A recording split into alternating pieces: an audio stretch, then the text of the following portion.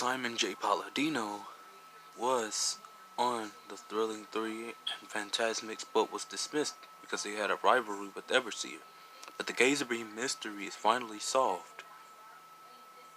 This debunks all theories because it makes so much sense.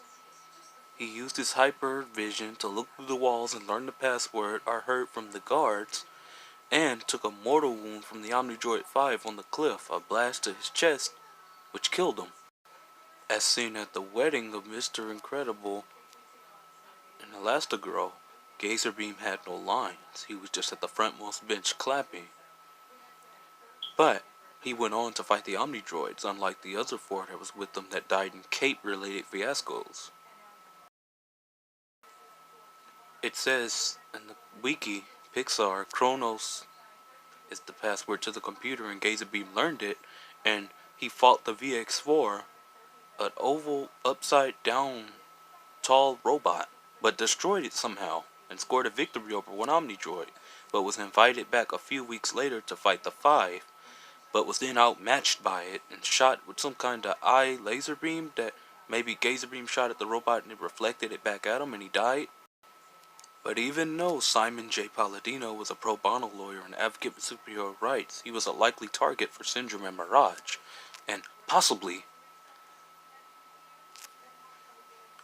he did not have contact with the other Thrilling 3 members, Apogee and Phalange, and maybe disconnected from all the other supers. But he was also smart and elusive, which is incredible, because we don't get to see much of Gazerbeam in the movie, and we learned on the bonus disc that some of the supers' intelligence are not really that high, but Gazerbeam's was fairly high. High and low, but still he was clever. He's a pro bono lawyer, which shows a good level of intelligence.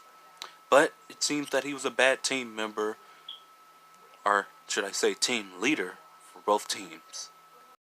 But after a long 14-year wait gap, The Incredibles 2 came out, and Gazerbeam seemed to make another appearance, even though not alive, but in a flashback and a cameo with another superhero that was mentioned in the first movie called Phyronic, who was apparently not physically seen, but mentioned by a lady and a bystander when Syndrome's Omnidroid was wreaking havoc and attacking him. But he appears talking to Winston Dever's father about the phone lines or something.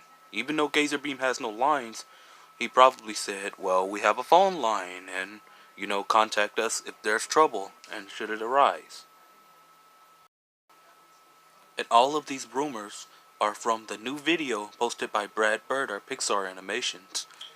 I forgot what the title was actually called, but Gazerbeam is in a 2D sketch with Gamma Jack, Frozone, and Mr. Incredible inviting him to become a super, and a funeral service telling Gazerbeam about the dead supers and the stories.